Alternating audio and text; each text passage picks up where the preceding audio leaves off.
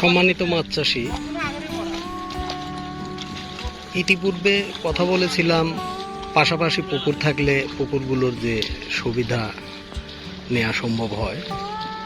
দেখুন, এই যে আমাদের এখানে বেশ কয়েকটি পুকুর পাশাপাশি, এই পুকুরটাতে আমরা পোনা মাছ চাষ করে থাকি। পোনা মাছগুলোকে দেখুন আমরা পার করছি আজকে পাশে আরও দুইটা পুকুরে, এই যে ড্রাম দিয়ে।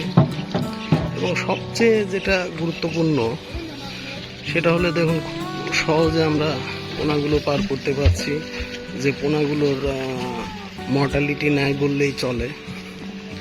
ঠিক এই যে পোনা ফেলছি, যদিও বা ছোট পোনা, কিন্তু ছোট পোনা হলেও আমরা একদম হাত দিয়ে গণনা করে পোনাগুলোকে ফেলতে পারছি। এর কারণ যেহেতু আমরা আমাদের এই পুকুরগুলো পাশাপাশি, তাই মাছগুলো গণনা করতে বা পরিবহন করতে আপনার কোনো ধকল যায় না বললে তো ভুল হবে।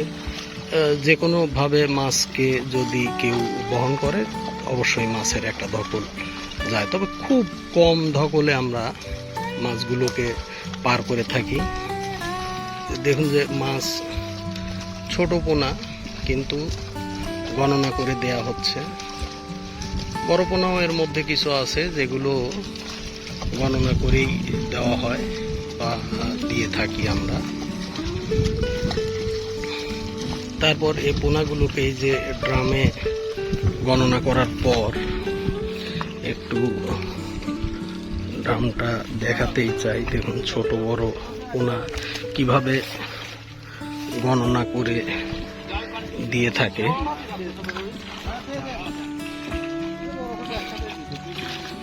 এই যে দেখুন গণনা চলছে, প্রত্যেকটা মাছই গণনা হচ্ছে। ছোট পোনা তবু একদম হাত দিয়ে গণনা করা সম্ভব হচ্ছে একটি কারণ, যে একদম পাশেই আমাদের আরো একটি পুকুর। এই যে দেখুন আমাদের হলদার মশাই কানুদা, ওনার নেতৃত্বেই এই টিমটি পরিচালিত হয়। লালন ফিশ ফার্মের সকল পুকুরগুলোতে কানুদার নেতৃত্বেই মাছ ধরা, পোনা পার করা সহ XYZ যে সকল কাজকর্ম আছে সবই ওনারা করে থাকে। তো এই যে পোনাটা আমরা খুব সহজেই দেখুন এখান থেকে তুলে, পুকুরের পার তো একটু উঁচু হয়, কষ্ট অবশ্যই হয়, কিন্তু এখান থেকে তুলে এই যে এখানে একটা পুকুর, এটাতে আজকে শুধুমাত্র কয়েকটি চিতল মাছ দিয়েছি। আর এই যে এই বড় পুকুরটাতেই আমরা আজকে মূলত পোনা বেশিরভাগ পার করছি। আর ওই যে ওই পাশে দূরে মনে হয় একটা পুকুর, ক্যামেরায় আসছে কিনা দেখা যায়, যা হোক ওই যে একটা বড় গাছ দেখা যায়, ওর পাশে আমাদের ওখানে একটা 6 বিঘা পুকুর আছে।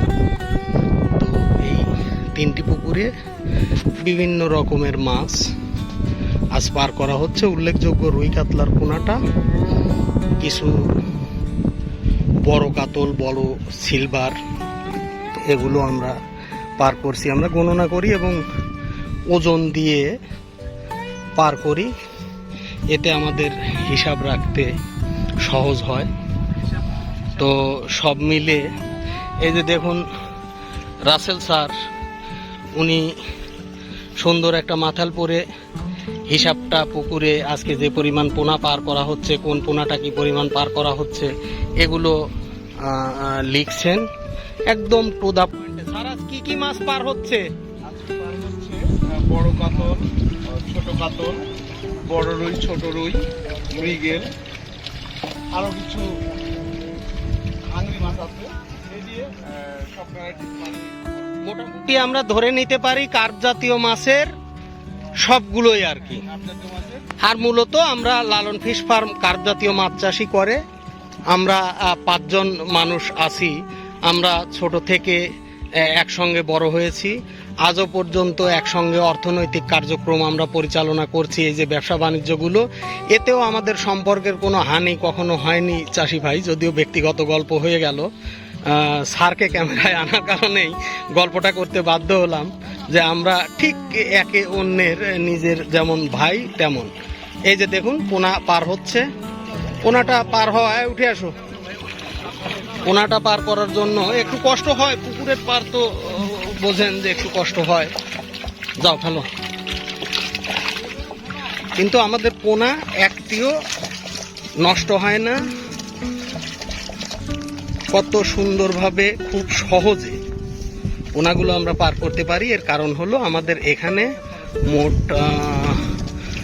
বেশ কয়েকটি 9, 10টি 11টির মতো পুকুর ছোট বড় দিয়ে আমাদের এখানে আছে। তো মাছ চাষি, এই ছিল আজকের আমাদের সারাদিনের কার্যক্রম। ওই যে দেখুন নৌকার উপরে, ওটাকে হররা বলে। আর হররাটা নিয়মিত টানবেন। হররা দেখে হররার কথাটা মনে পড়ে গেল। নিয়মিত হররা, সপ্তাহে কমপক্ষে একদিন হররা অবশ্যই টানবেন। পোনাগুলো ফেলা শেষ হচ্ছে। সম্মানিত মাছ চাষি, আজ এ পর্যন্ত। আগামীতে মাছ চাষের অন্য কোনো খুঁটিনাটি বিষয় নিয়ে কথা বলবো। ধন্যবাদ।